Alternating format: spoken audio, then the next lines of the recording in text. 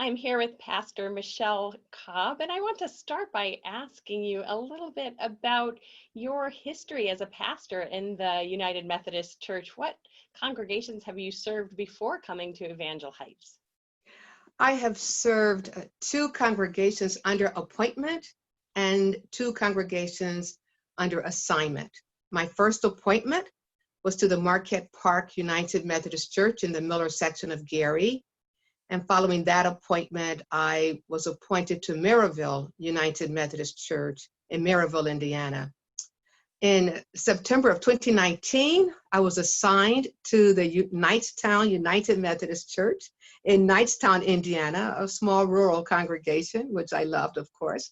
And I'm currently assigned to the First United Methodist Church in Pendleton, Indiana. So it's First United Methodist Church Ministries, one congregation, two campuses. And that has been a joy, Elizabeth. You are hearing a gap there between the second appointment to Maryville United Methodist Church and the assignment to Knightstown United Methodist Church. I was serving in what is called an extension ministry, so ministries beyond the local congregation. Now, what is the difference between an assignment and an appointment? That's an excellent question. With the appointment, it's a full-time appointment. It will be for the conference year, generally. With an assignment, it's a time when you will be asked to serve a local congregation for a short period of time. So it's not an appointment. In both cases, I was sent to the two churches to serve in an interim position until that appointment, that full-time appointment was made. Now, if you think about your time at those various congregations, what are a few moments or a few accomplishments that stick out in your mind as things you're most proud of? I think the thing that I am most proud of, which has helped me to better understand one of the gifts that I will bring to Evangel Heights United Methodist Church, is to help people to understand the importance and the power of prayer. I must tell you, first and foremost, that I love Jesus Christ. That is the person I have my allegiance to. And what I have witnessed at Knightstown United Methodist Church and also and also at First United Methodist Church Ministries in Pendleton, Indiana, is God working in a miraculous way. When the congregation came together to pray for an individual at Knightstown UMC who the family was told there was no more hope for him, and he was a young man, the church entered into a serious time of prayer, trusting God to do what God thought was best in that situation. And I can report to you that that young man recovered. I was assigned to First United Methodist Church Ministries in Pendleton. And again, there was an opportunity for the church to come together to pray on behalf of a husband and father of two. And God graciously answered our prayers. That young man, I saw him on Sunday. The healing has been a miraculous one. So I believe that in order for there to be a change, be it in society or within the life of the local church, it will begin with the people of God who are intentional about listening to God and then being obedient to that they're hearing God say to them. Now, you've also held administrative posts within the United Methodist Church. I wonder if you could tell me a little bit about those. Yes, I have served as a conference superintendent, and a conference superintendent is an extension of the office of bishop. A conference superintendent is responsible for overseeing a particular geographical area. I had responsibilities for clergy and congregations within a particular mission field. within the district. Years ago, many years ago, before your time, congregations thought they were only responsible for what took place within the life of the local church. And when a pastor was appointed to that church, that pastor would assist them in carrying out what they needed to accomplish within the four walls of the church. Today in the Indiana Conference, appointments are called missional appointments, meaning that the bishop and the cabinet look at the mission field that surrounds that United Methodist Church and then identifies a pastor who can assist that congregation in engaging with that mission field in such a way that transformation for Jesus Christ can take place. So when we hear the word administration, many of us think about very impersonal and tedious work, a lot of dotting the I's, crossing the T's, perhaps paperwork, but you're making it sound more mission-centered and fulfilling than that. Is that accurate to say? Like, did you find fulfillment in your administrative work? Exactly, because I saw my administrative work as a part of the call, that being a superintendent. Administration to me is a part of the ministry. If we want to make sure that we have an excellent outcome, i.e. engaging with the mission field, helping the congregation to reach its God-given potential, then we must have, undergirding all of that, excellent administration. So I never saw it as tedious. I saw it as exciting, something that you put in place to make sure that you can do the work, the ministry, carry out the mission that you're called to do and carry out.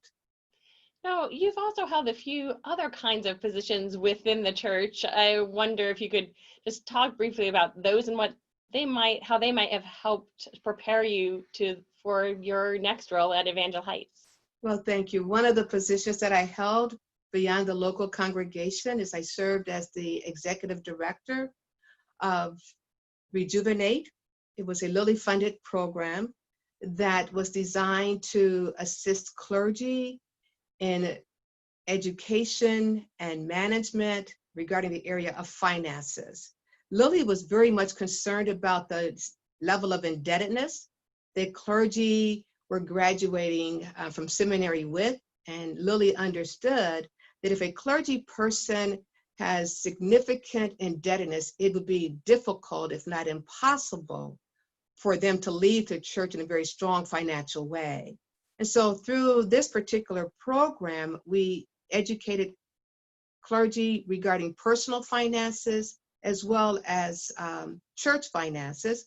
And we also brought the congregation along. And so that was very rewarding because to hear the stories of clergy who had been carrying student debt for so long, that was no longer a burden. They just thought it was a way of life. And for them to receive the education and then the grants to help eliminate that debt, then to see them blossom and grow in the area of pastoral authority when it comes to talking about finances and stewardship, it was really great to witness. That sounds like something that pretty much every church could use, some good financial stewardship. That's true, and I'm excited to know that at Evangel Heights United Methodist Church, you offer Financial Peace University, which is an excellent resource for clergy and also for laity. As a matter of fact, the Financial Peace University curriculum is the curriculum that we introduced to our clergy who were enrolled in the Rejuvenate program. Now, you actually have undergraduate and graduate degrees in the field of elementary education and served as a teacher in addition to your work in the ministry. So you have a Master of Christian Education and Master of Divinity degrees, but also more traditional education degrees and experience. I wonder how, if at all, you think that background might help you as you work with our Minister of Families and our Parents Day Off program. Sure. First of all, let me say that you have excellent staff in place. I've had the opportunity to meet both Becky and Brooke, and I'm excited about the work that they are doing. I think that my training will assist me in walking alongside them, to encourage them, to support them, to also provide, when necessary, guidance, direction. If there are decisions that need to be made, I think that background will help me to further assist them with making the kinds of decisions that will need to be made in order for both the the family ministries and the PDO program to be the best that they can be.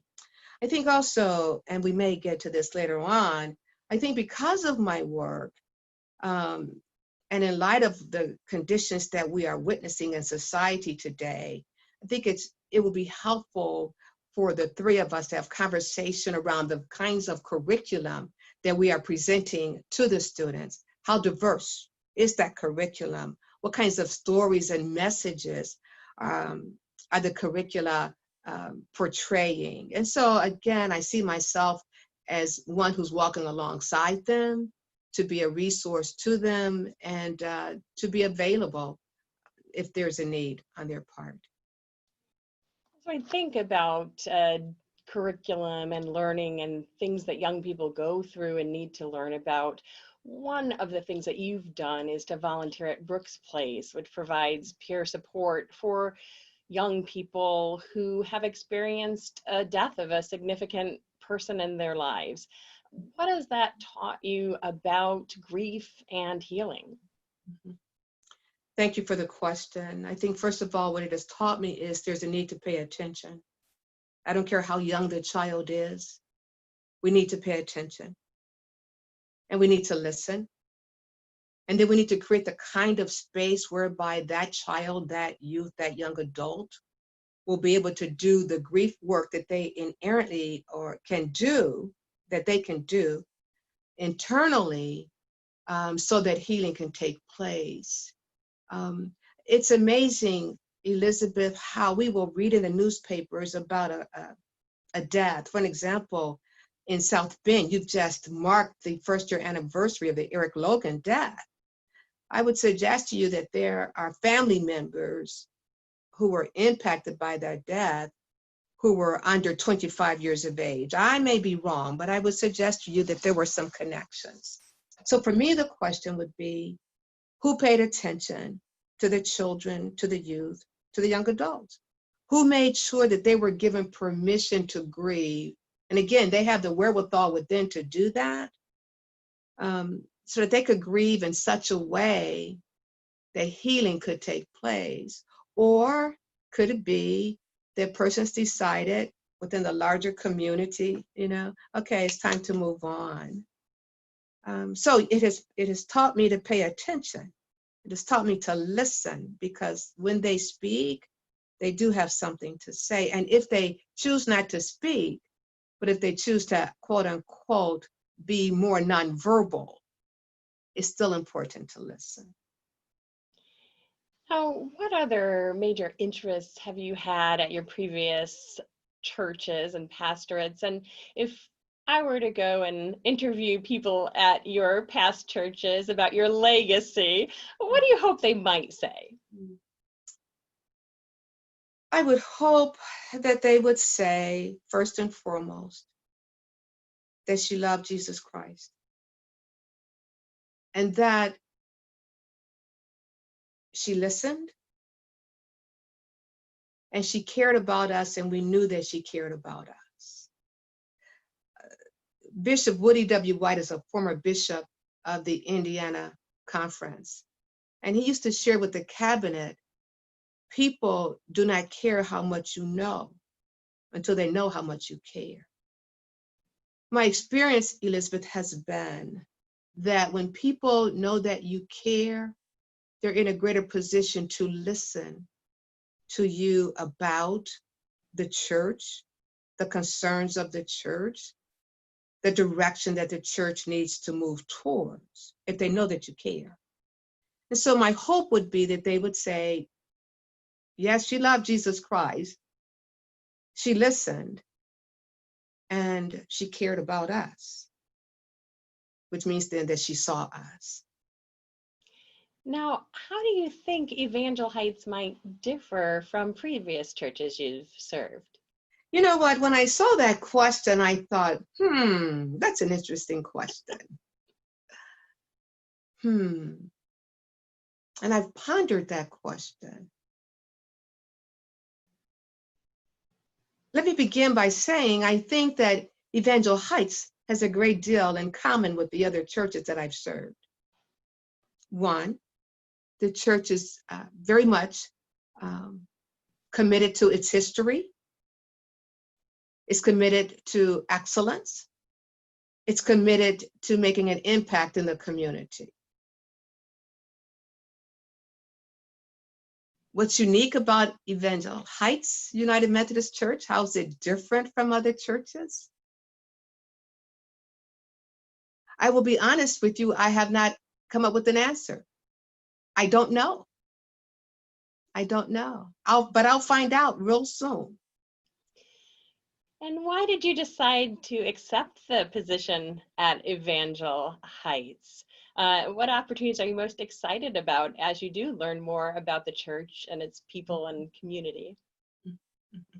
First of all, as a United Methodist clergywoman, I was taught when the bishop calls and informs you that you have an appointment, your answer is yes, unless there are extenuating circumstances that would prevent you from saying yes. And so what you need to know about me is that when I was called to the ordained ministry, I asked the Lord to make sure that the Holy Spirit would work through the bishop and the cabinet and send me to the church that the Lord was calling me to go to. And so throughout my history as a clergy woman under appointment, I believe that every appointment that I've received from the bishop is an appointment that has been ordained by God. So you need to know also that when the appointment to Evangel Heights came, when I read the profile, I thought, did I write this profile? This is wonderful. Well, I cannot say anything else but yes. I'm going to say yes anyway. But I was so thankful for the heart of the congregation and its longing and desire to be all that Jesus Christ is calling it to be at this time in the church's history. So I'm just excited about that. Now there's a second part to that question. Please repeat it. Yeah, I mean, what opportunities are you most excited about as you think about the future of Evangel Heights and your future in South Bend? Sure. I think the first thing that I'm excited about is learning more about the congregation and learning about who the people are. That way I can better understand who Evangel Heights is. So I make no assumptions. I don't know yet who the people are. So I'm looking forward to learning more and more about this wonderful congregation that I will have the opportunity to walk alongside with, to lead, to cry with, to laugh with, to pray for. And at the same time, I'm excited about how God is going to use us to make an impact in the mission field that is Evangel Heights mission field. And that includes the immediate neighborhood, and then it expands beyond. I do not know what God has in store for us. I don't. But I will tell you, I'm excited about beginning this journey with the leadership and the congregation of Evangel Heights United Methodist Church to just discover what God's next is for both the congregation and myself. Now, speaking of mission fields, you have actually traveled throughout the world working with teams in Zimbabwe, Brazil, Guatemala, as well as throughout the United States. And also you've traveled through Israel, England, and Africa. So what have your travels taught you about the universality of the human experience, as well as cultural differences that may be important to understand as you do your mission work? First of all, what I have learned is that every human being, it doesn't matter which continent they reside on all have the same basic needs. First of all, they desire respect. They desire to be seen and heard. They desire to have jobs that will pay livable wages. They desire to live in affordable housing. They desire to have excellent education for their students. They desire to live in a space where they can be free to discover who they truly are, to reach their potential. And for me, it would be their God-given potential. That's universal. And it doesn't matter if I'm in Guatemala, if I'm in Brazil, or if I'm in Zimbabwe or in England, it doesn't matter. The needs are the same. What I have appreciated about traveling throughout the world is to celebrate the cultural differences, because we are all unique. And that's by God's design. You know, when I travel throughout the world and when I see the beautiful hues of skin color, people who are made in God's image, it's exciting. You know, and I want to learn more about who they are and their perspective. How do they view the world? How do they view life? What can they say to me? What can they impart to me that will help me to better understand who I am, who they are? How can they help me to better grow and be my best self? So you need to know that I celebrate cultural diversity. I do. And it goes beyond just saying, okay, so you're different, but we have to take it one step further, because I think as a nation, we've gotten stuck on the era of diversity. And we've not taken the time to see that without inclusion, you really are not fully understanding the diversity that you're longing for. You see, if there's to be true diversity, there must be true inclusion, which means I must accept all of who you are as you engage with me. Yes. So I must tell you, life is rich. Life is full of excitement. And I can only experience that excitement when I choose to cross the street, when I choose to step into an unfamiliar area where there are people who are not like me. It's amazing. I'll just say this quickly, Elizabeth. You know, we limit ourselves, you know, because we choose not to explore beyond the familiar and the comfortable, we lose out on so much. God has so much more for us to receive, to accept, to experience. And we say, oh, no, I'm okay. This is fine. And God says, no, beloved, there's so much more that I want you to understand about who I am and about my world. Because you see, finally, when I engage with different cultures, I also get a glimpse of God from a different perspective. See, that's why I appreciate the kind of appointment that you are receiving. It's a cross-racial, cross-cultural appointment, because through my preaching, through my teaching, through my engaging with others, you will be able to experience God from a different perspective. And I will be able to experience God from a different perspective. So when you talk about the uniqueness of Evangel Heights, when I engage with Evangel Heights, I'm not going to assume that it's the same kind of engagement that I received at Knightstown United Methodist Church or even at First United Methodist Church Ministries in Pendleton. No, this is how you are unique. You will bring your unique understanding of who God is and how you have experienced God, and you will share that with me, and I will share my experience with you, and we will be the better for it.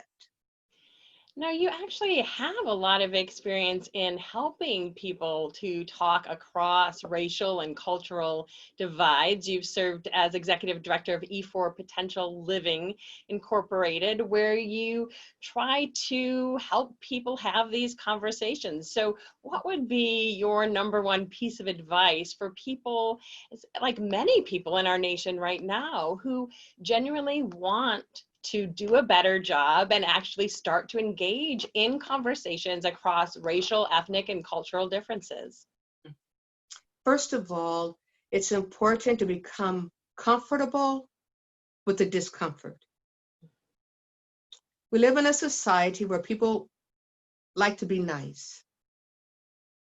And therefore, people will limit the kinds of conversations they will have. You are correct that we are seeing a group of individuals that are saying enough is enough. We must do more. And so now how can we bring about a change? And they're recognizing the need to have hard conversations. We call them brave conversations because it does take bravery to say, you know what? I do not know what I do not know, but I'm willing to find out.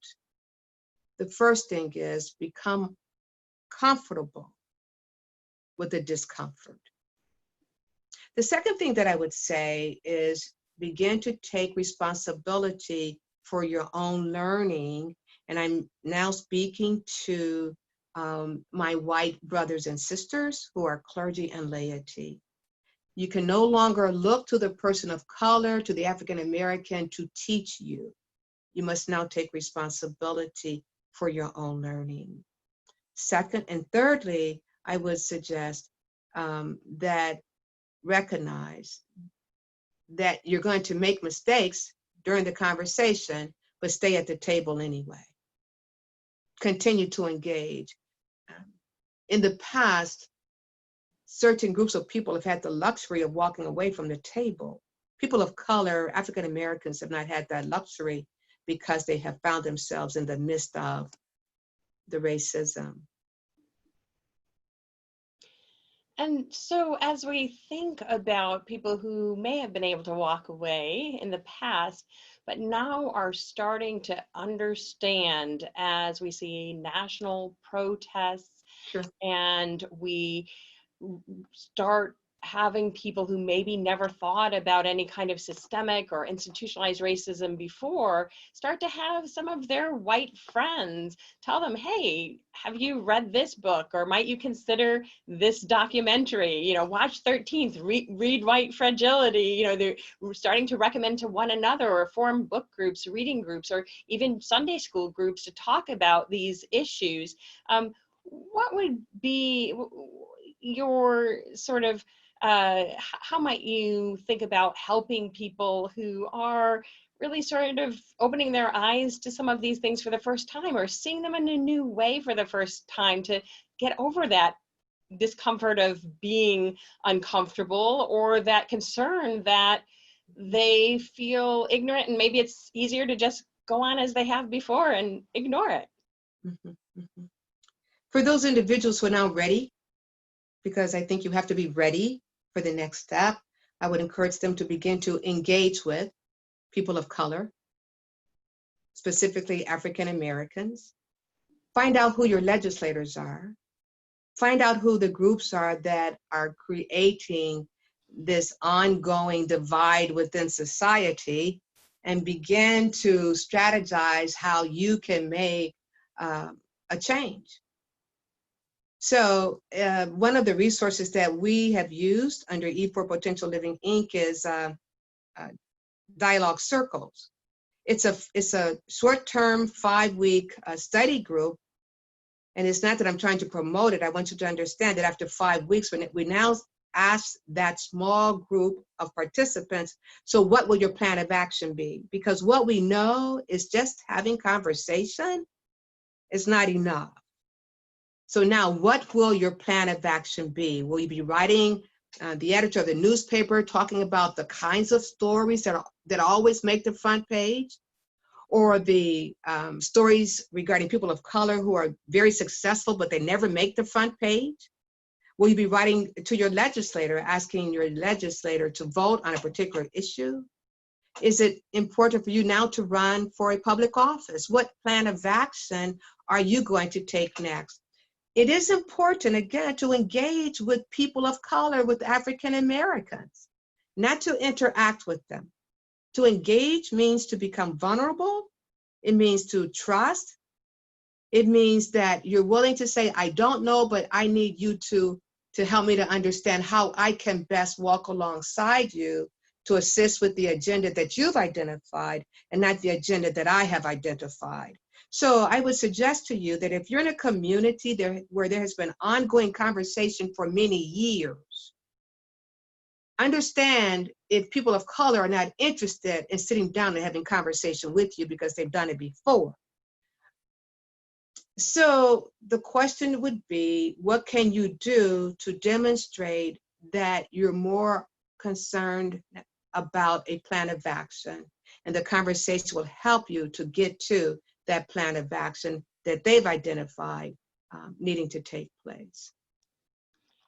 As we think about the history of churches in the United States, quite often churches have either ignored issues of race or even justified racial discrimination and oppression, segregation, or taken a different approach, but one which asks the victims of such discrimination to simply ask for to forgive those who don't treat them well, and to basically be patient, be understanding, and just pray.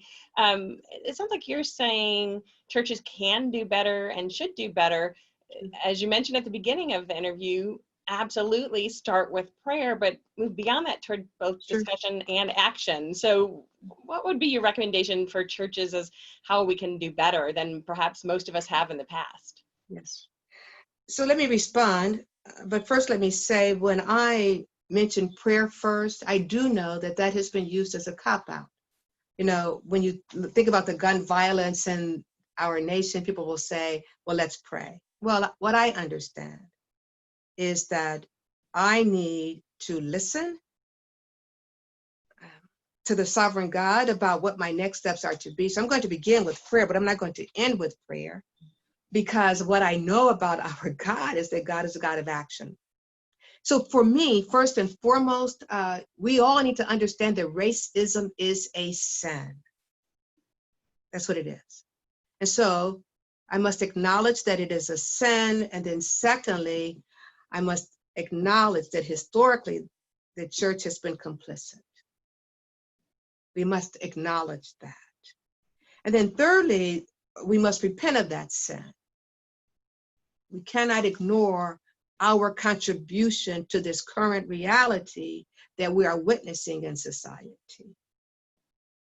And then the next step for me would be individually and corporately as the body of Christ, we must begin to engage with others and listen to others, so that we can truly hear what they are saying to us. And we need to better understand how racism has and continues to impact the current reality of individuals of color and African Americans in particular, how it's being manifested, i.e. poverty, the lack of health care, poor education, poor living conditions. We need to understand that. And what that also says to me is that for non-people of color, it is imperative to understand the true history of this nation. We don't have a clear understanding of the history of this nation. So there are people who believe that God ordained white people to be superior. Well, the concept of whiteness was created in the 18th century for economic reasons. So there's a need for us to better understand the history of our nation. And then it's important for us, Elizabeth, to, and this includes my congregation as well, my future congregation, and it requires us to now say to our loved ones and our friends, we need to talk about what you just said. We need to call them out. We need to hold them accountable for what they're saying to us and about us, others, when it comes to race. And so what I expect of Evangel Heights United Methodist Church is to be intentional about wrestling with, what does it mean to be the Church of Jesus Christ who specializes in sin problems? What does it mean for us to take a stand against racism.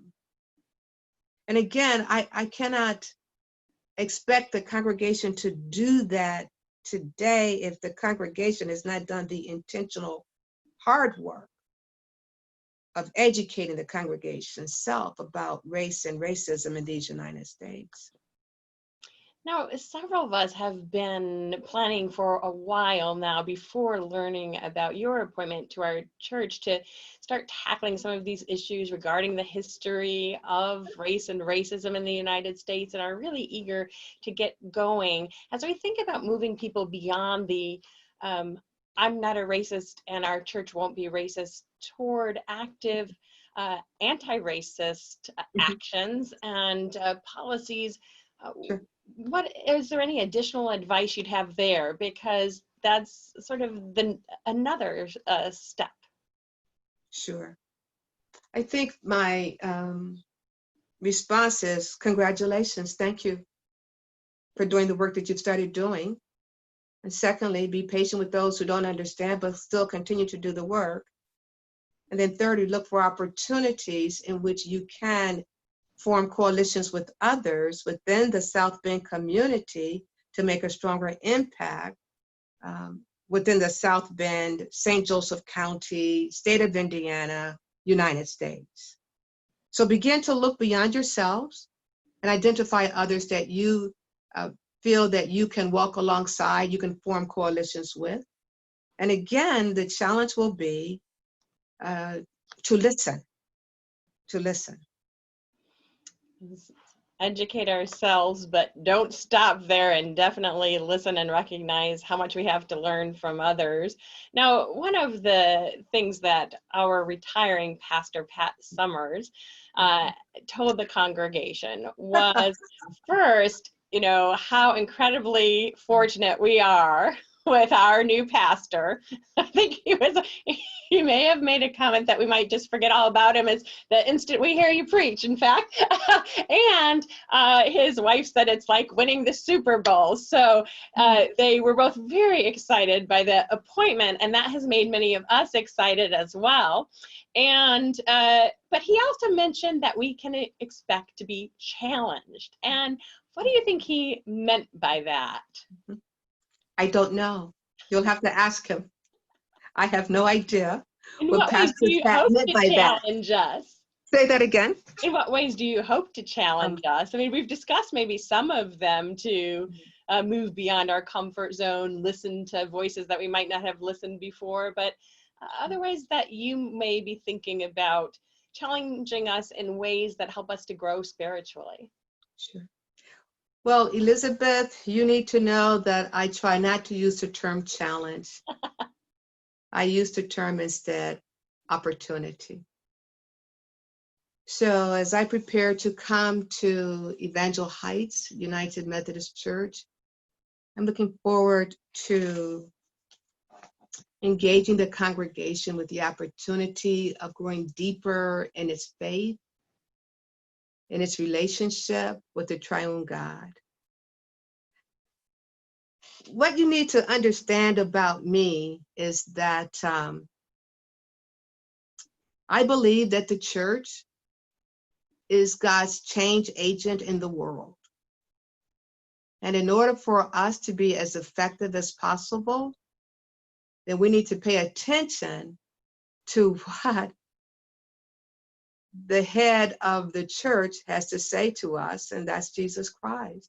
So you are going to discover that for me, spiritual disciplines are important.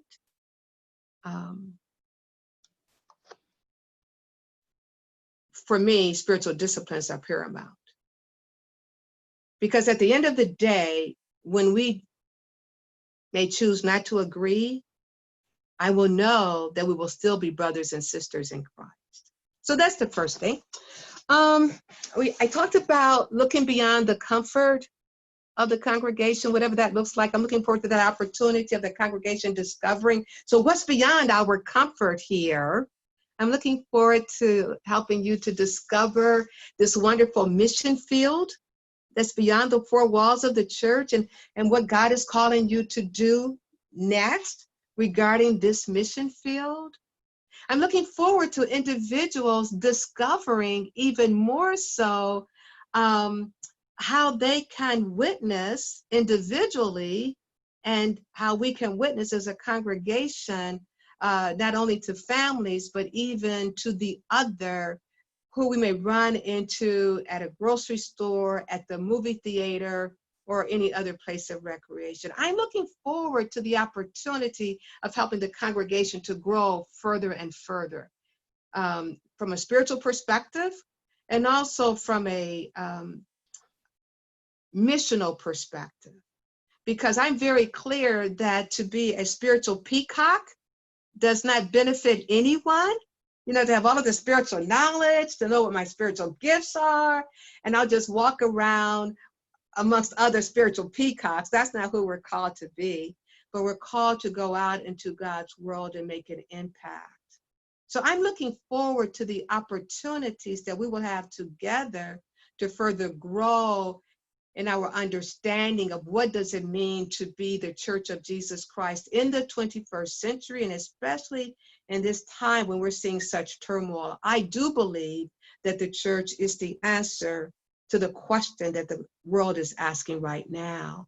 That will require spiritually mature individuals who are constantly learning more and more about who God is, what this world is, and what God's kingdom will look like as it advances in this world. Well, thank you so much for taking time to chat with me today, Pastor Michelle Cobb, and welcome to